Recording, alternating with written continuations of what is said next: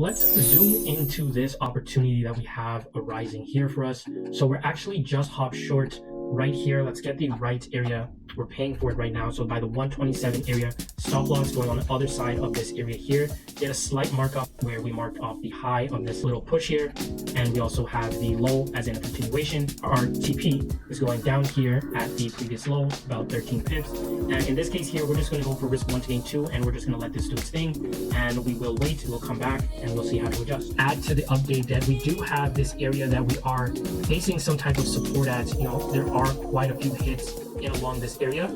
Price has gone like this, so I'm just interested to see how price deals with this consolidation area, and are we going to make our way back down? And yeah, so we do have our position hit. Let's just update this. So we did come right back up to our area, spiked way down. We'll just see how price deals with this. Will we continue to push way down below, or will we consolidate in and around this area?